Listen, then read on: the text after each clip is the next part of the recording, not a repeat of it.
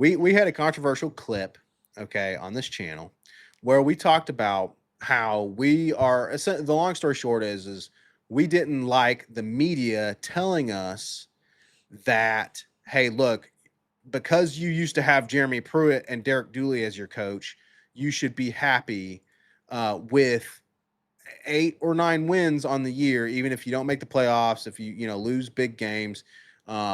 You should be happy with that because look where you used to be. And Austin, I made the point to you after that clip that we don't like that mentality because of this. This is the best way to put it. The media treats Josh Heupel as the anomaly in Tennessee history instead of treating Jeremy Pruitt and Derek Dooley and Butch Jones as the anomaly. When in fact, that decade and a half of incompetence was the anomaly in Tennessee history, right? And so we are back to where we should be. And Austin, so we talked about that, and we talked about how we wanted Heupel to get better at a few things. And one of those intangible things, Austin, was getting his team up for a meaningful game, for games in general, motivating them, Yes. right? And if you're going to motivate your team for any game, it's got to be Bama and it's got to be Florida, brother. Yes. And so the first thing to me that stood out was, hey, Heupel, thank you. Yes. And let me be clear too, just we never called for changing the head coach. No. We love Heupel. We want Heupel to stay here. But that was one of the things, Austin, we said, hey, Heupel needs to get better at. And boom, this team comes Immediately. out and lays a lick on I freaking Florida in the swamp. It's a great point, dude. It's a great point. Holly Rowe, after the game, interviewed Heupel and said, basically revealed that Heupel showed the team a video during the week on what this rivalry means and what this game means. And I don't know if he's done that every year. He may have. I'm not sure. But again, at the end of the day, you could tell a difference. You could tell a difference. Even comparing it to the wins versus Florida in the past, you could finally tell a difference. Okay, we are playing like it's Tennessee, Florida. And just to put some context behind it, Blake, because I did a deep dive on what this game really used to mean. Because I said in the preview, I was like, man, this game used to determine the national championship. And so I was like, let me put some numbers behind like why I say that. It's a fact. It is an absolute fact that this game used to prevent a team going to the national championship or be the reason you win. So, Blake, I'll start with the bad and then I'll get into the good because we got our licks in too. Okay, we got our licks in too. Years Florida stopped Tennessee from the Natty. Okay, there's four seasons. This is unbelievable. 1985, 1993, 95, and 97. Okay, and a lot of people are always like, oh, it's the Peyton years. 2 of those are not the Peyton years. 2 of those are not Peyton Manning. In those 4 years, Blake, that was Tennessee's only regular season loss. Only regular season loss was to the Florida Gators. In 4 freaking seasons. Like, we're talking about... That includes Bama, by the way. Georgia. Includes Bama. That is correct. We're talking about +4 national championships here, people.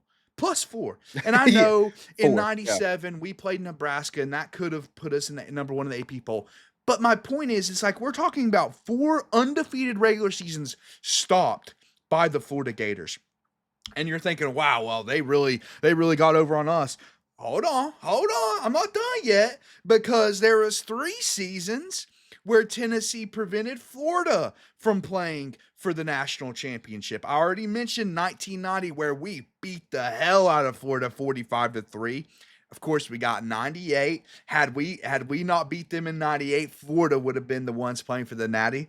And then in 2001, Blake, Florida was undefeated going into that 2001 game, and no one thought we had a chance, by the way. 17-point underdogs in 2001 when Casey Clausen went into the swamp and prevented Florida from another national championship. And yes, they would have went on to win it. They had freaking Steve Spurrier. Of course they would have went on to win it.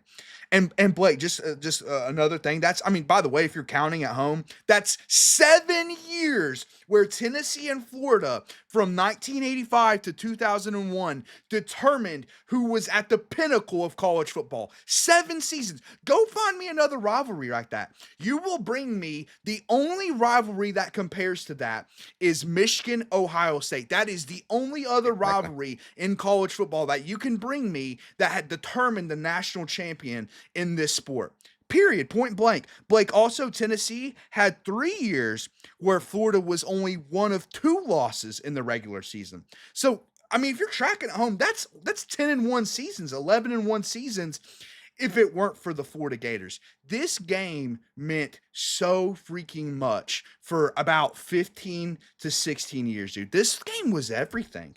I mean, 7 years where the national champion was determined in Tennessee, Florida. I mean, I just can't overstate how incredible that is.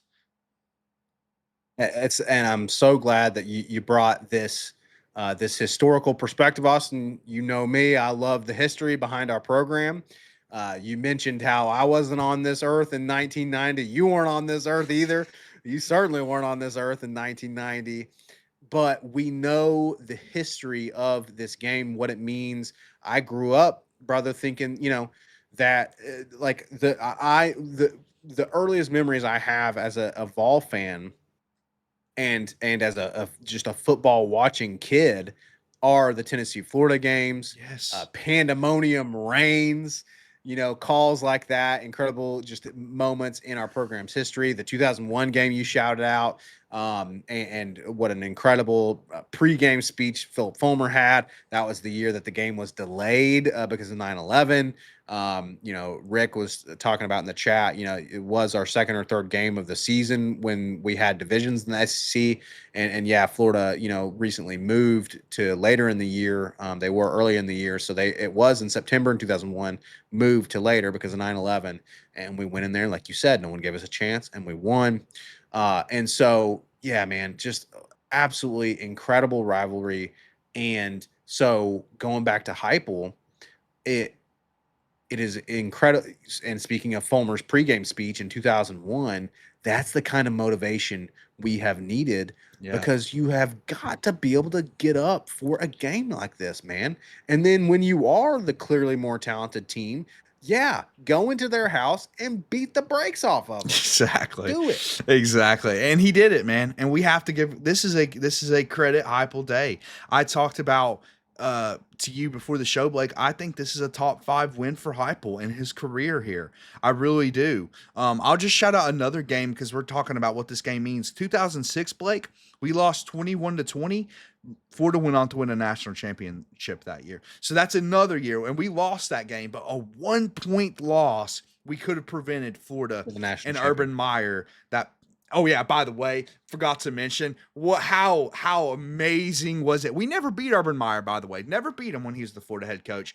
How incredible was it Yes, that he got a he was there. front row seat to this ass whipping, Love it. dude? Just absolutely love it. Because, like, we finally got over on Saban in 22, right? And that meant so much because we broke the streak.